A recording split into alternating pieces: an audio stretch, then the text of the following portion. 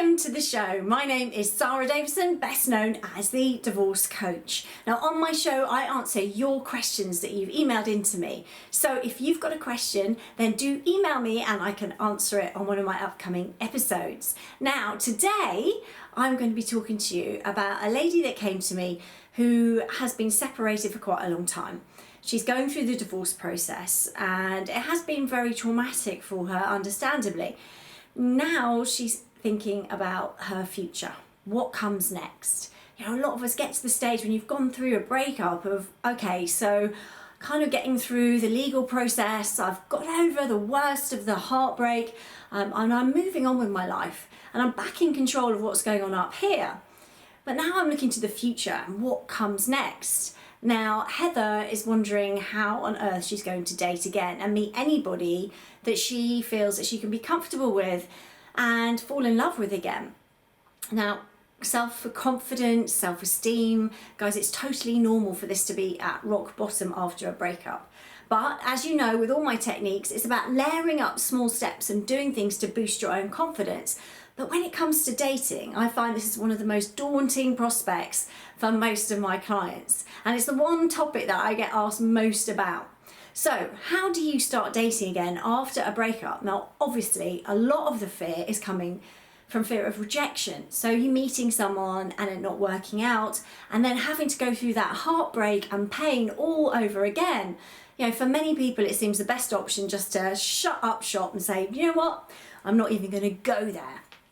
So I've got some tips for you today on how you, if you're in the same situation as Heather, can start to boost your confidence a little bit about dating. Now, how we do this is I'm going to provide you with what I like to call my safety net. So I'm going to give you some safety nets to put underneath you so that you can dial down your anxiety and fear of dating, because you know that you're going to be making better choices.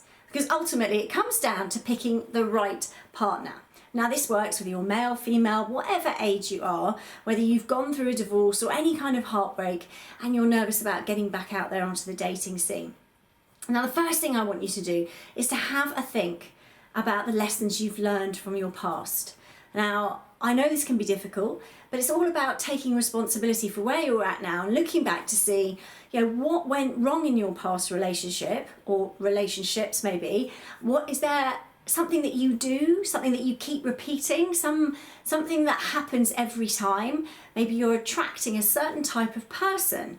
I know Heather wrote that she has attracted two last partners who have been not honest with her, shall we say. So maybe they've been lying about certain things and she felt let down when she actually discovered the truth behind these things.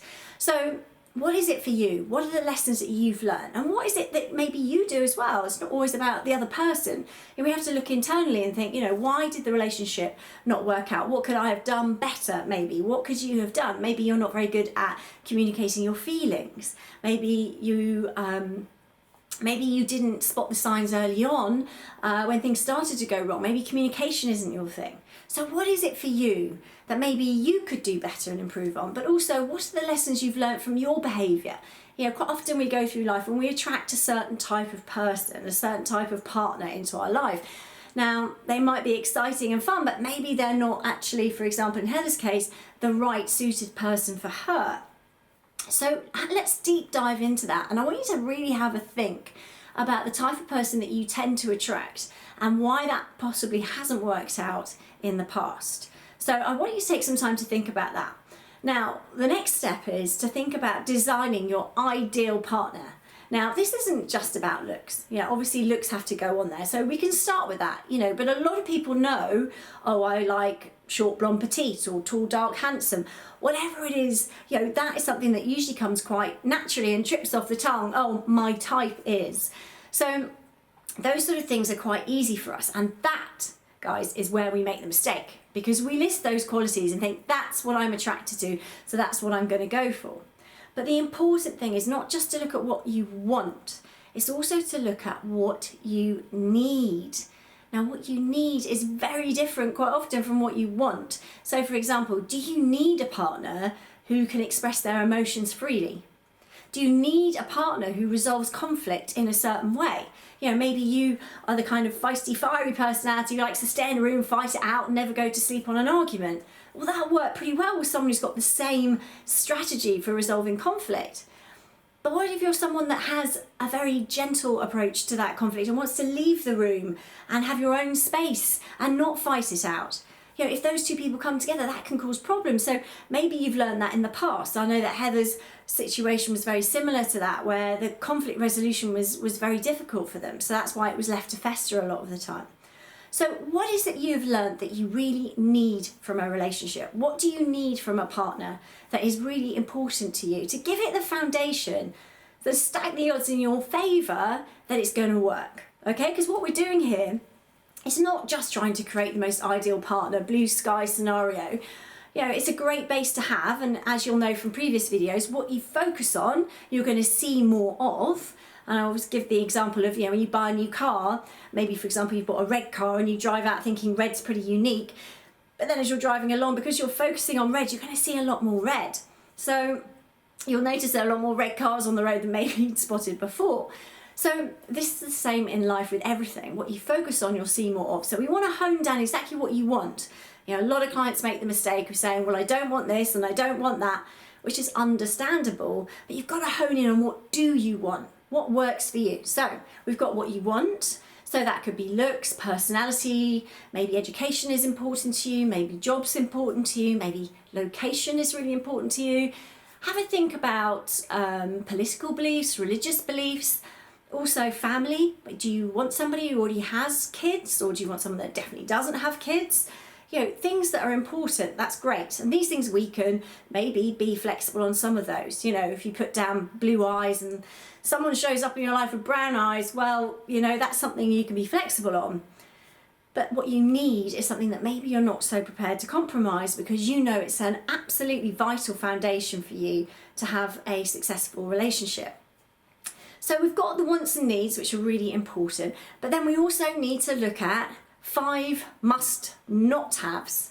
Must-not-haves. Now, what do I mean by that? I mean 5 things that are deal breakers. So, for example, you might be on a date, or you might be in a bar, someone comes up and chats to you, and maybe they start smoking, for an example. Now, if smoking is on your must-not-have list, then consciously your brain's going to go, that's a red flag for me, because I know I can't tolerate being in a relationship with someone that smokes. Yeah, it just doesn't work for me. So you know that this person in front of you is not Mr. Right or Miss Right. They could be though, Miss Right Now or Mr. Right Now, and that's up to you. We're all adults. You're making a conscious decision now. You're armed with the information that this is not going to be a long-term relationship because they tick something on your must-not-have list. So do you see how it works? I want you to think of up to 5 must-not-haves. Okay, up to 5, no more than that. You can have 1 or 2, depending on what you've learned from the past. It'll depend on what goes on that list. For example, for Heather, I'd imagine, Heather, that because someone lied to you in the past, that lies is going to be on your list. If someone lies to you, that's it, it's a deal breaker and you're out. Whereas other people, it might be if they've got kids, maybe you've tried that before and really it just doesn't fit with you. Look, there's no judgment on this. It's just for you to figure out what is a deal breaker. You know, what mistakes have you made in the past and you've been sucked back into again thinking, rose-tinted glasses on, I can change them. Maybe if if we did certain things, they'd stop doing that, or maybe it wouldn't be so important, or maybe I could cope with it. You know, these are things that you know from past experience will not work for you. So you've got your 5 must-not-haves. Now, do you see how this acts as a safety net for you? Because you focus your mind on what you want and, importantly, what you need from a new partner, but then we've also built in, underneath this, 5 must-not-haves, up to 5. Okay, so what happens then is you're on a date, you meet someone, maybe you feel vulnerable because you started dating again after a long time, but one of these flags show up. Now you automatically know, your brain sends a signal saying this is a red flag. I know that this will not work for me long term. So then it's up to you. Are you the kind of person that can have a short fling and that's great for your confidence and you're honest and open about it with this person and that works? Or are you the person that thinks, you know what, I'm just going to take a wide berth because I know how this is going to end? So it's up to you. But do you see how you're back in control? You're back in the driving seat. You're in control of this. You've dialed down that fear and you've given yourself a little bit more confidence about dating again. So I hope those tips help. I hope you find it useful. Do email me, sarah@sarahdavidson.com, and let me know how you get on. And also, if you have any questions that you would like me to answer in an upcoming episode, then do email me at that address. Also, if you like this, please like and subscribe to my channel, and that would be fantastic. Any other questions, just drop me a line. Mwah! Have a great day. Bye.